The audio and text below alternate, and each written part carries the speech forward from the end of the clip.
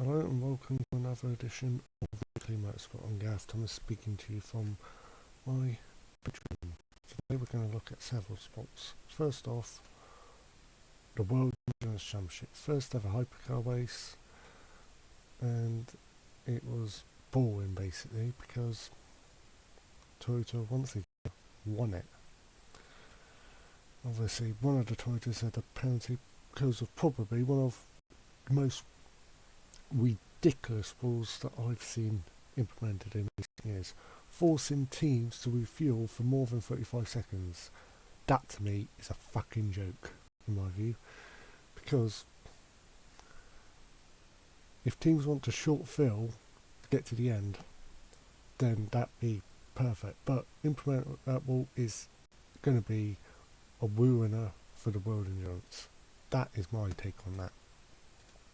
Obviously congrats to the others that won their categories, obviously. Moto GP next.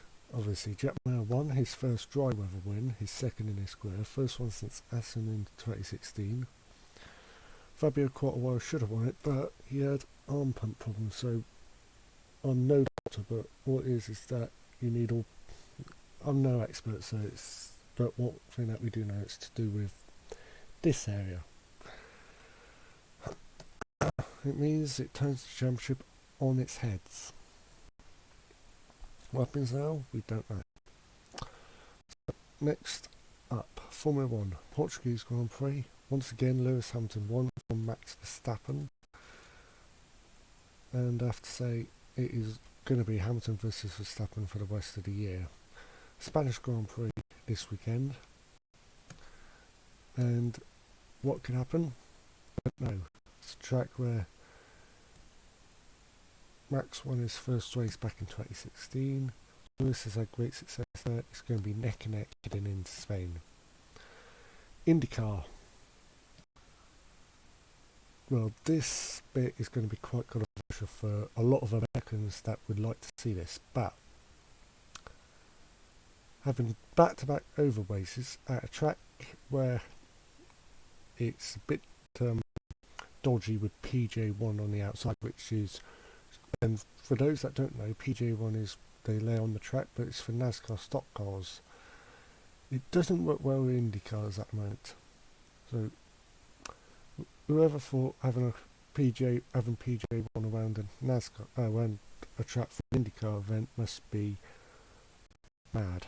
And in my view, what could go wrong? Two boring races, cars can't follow each other because basically it wasn't pack racing. It was a fucking joke. And it was complete shit watching that because cars were basically spaced out and you see them pulling away, making gaps, and I can tell you that's not racing. That's what we didn't want to see. What we wanted to see was cars neck and neck, close to tail, on high-speed ovals like Texas, and instead you produced a crap race, in my view.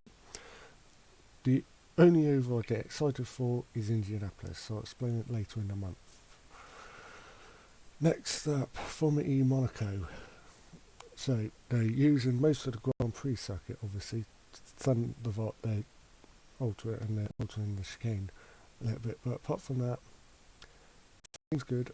I wish that they used the exact same layout as the Grand Prix circuit, but they wanted to modify it just to avoid chaos. Obviously, on YouTube, if some of you haven't seen it, is that there's been video released from Rally Croatia last week where Ogier had that crash with the car, with the Rogan car. The videotape's out there. I'm not going to play it, but my assessment is that Ogier did that on purpose. Didn't see him. No warning lights, nothing. And I think it's about time the FIA should look around doing that, about investigating drivers for bad driving on public roads. I think it's about time the FIA start looking at that, especially rally drivers. That's what I've got to say for now. But I'm Gareth Thomas. Remember, subscribe to all of these below. The videos will come out on YouTube and Dailymotion, obviously, at the same time. Obviously, that's the other two, Instagram and Twitter. That's my socials. I don't do much on Twitter, but I do certainly do quite a bit on Instagram. That's all I got to say. That was me ranting the entire episode, so it's about time that I call it a day and say goodbye.